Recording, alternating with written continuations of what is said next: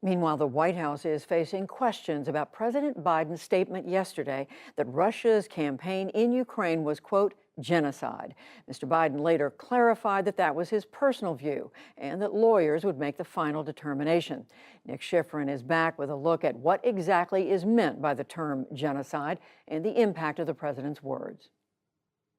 Since the Holocaust, the State Department has declared genocide on 8 different occasions. That decision is made by the Secretary of State, advised in part by the State Department's Office of the Legal Advisor. John Bellinger served in that role during the George W. Bush administration. He's now an adjunct senior fellow at the Council on Foreign Relations and heads Arnold's and Porter's international law practice.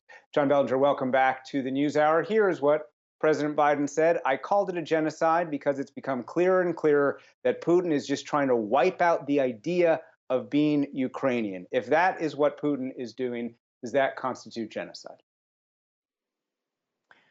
Well, Nick, this is obviously about the most serious charge that can be leveled at a country, and the Russians didn't like it at all. Biden, as Judy said that he was speaking essentially from his heart as an American and wasn't making a formal determination at this point. But obviously, the president's words have a lot of impact.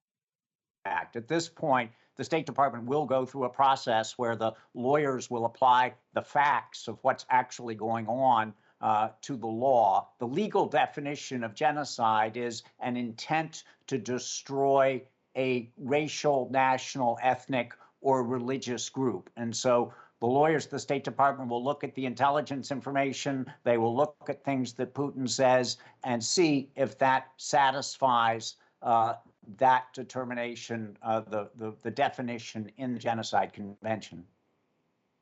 Does Russia's killing large number of Ukrainians, forcibly transferring Ukrainian children from Ukraine into Russia, and Putin's denying that Ukraine is a country, does all of that add up, in your opinion, to an intent to destroy a national group?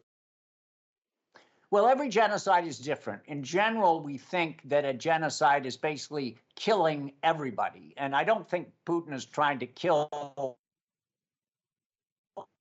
every last like it right now. But what he does seem to be trying to do is to of being a Ukrainian and Ukraine as a separate country. So that'll be really a new concept for the lawyers at the State Department,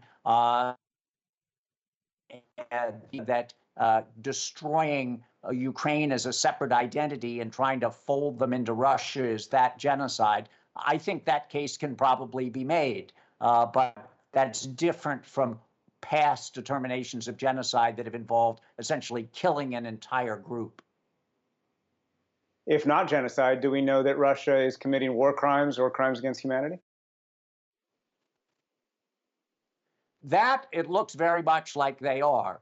Certainly over the last 8 weeks, the strikes on civilian targets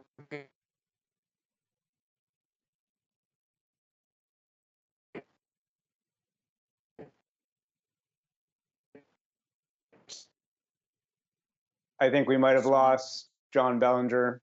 John, can you hear me? I think we might have lost John Bellinger. Yes, I'm back. Can you hear me now? Sorry, John, just finish that thought. So basically you're saying that as far as we can tell, war crimes or crimes against humanity are being committed. That's what it looks like, including in the most recent killings of civilians in Bucha as well. And the International Criminal Court is investigating those war crimes claims and crimes against humanity right now in The Hague. And they now may be investigating possible allegations of genocide as well.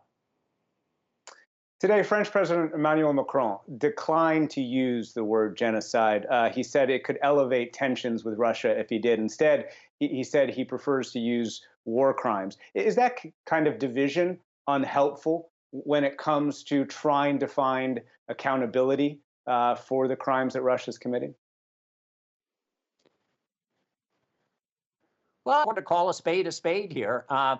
Macron is trying to stay in the middle, as of a number of other countries. But when Putin is doing what he's doing to try to apparently wipe out Ukraine as a country, I don't think it's inappropriate to call it genocide. The Russians obviously didn't like it, but that's to be expected.